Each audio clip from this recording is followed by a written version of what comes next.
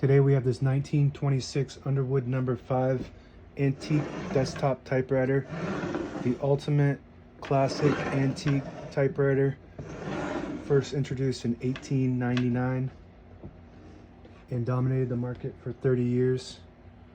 This was your staple for office machines. Very popular model, and I'm going to show you how to use all the functions and make sure they all work.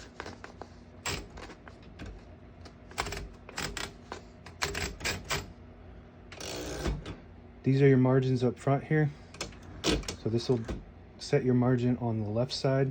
You just want to set it, I already have it set, but you want to set it after each paper finger, after the first one and before the second one, so you don't type over it when you get to that.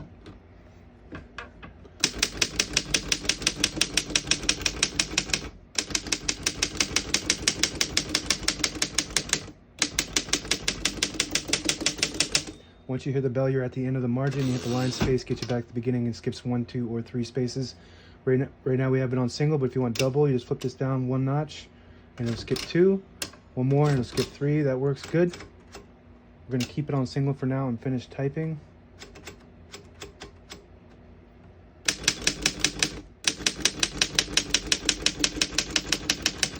As you can see, all the keys type nice, and none of them skip or stick. I'll type a sentence on the next line.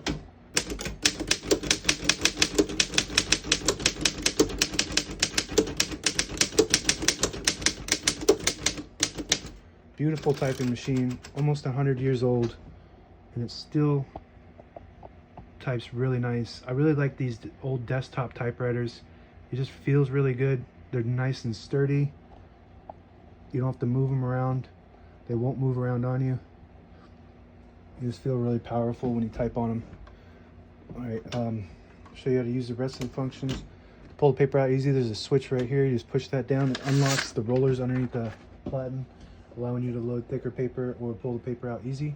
Make sure you flip that up before you load the next page, or else it won't load correctly. It's got a backspace on the left side here, works great. A shift on each side and a shift lock on the right side to clear it.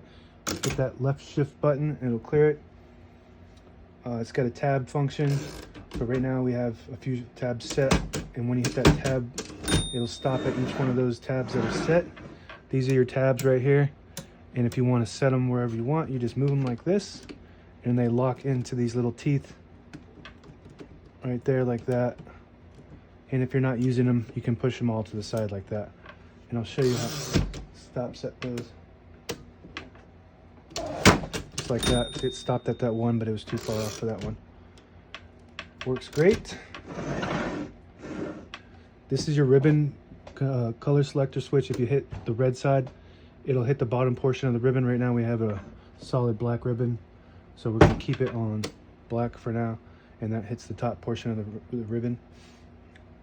What do we got here?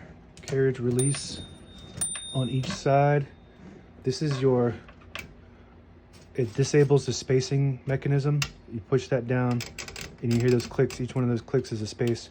Flip it up, there's no spacing. You can move, this is where your margin is on the left side, where you feed the paper. So this will line up the paper, and you can adjust that with that.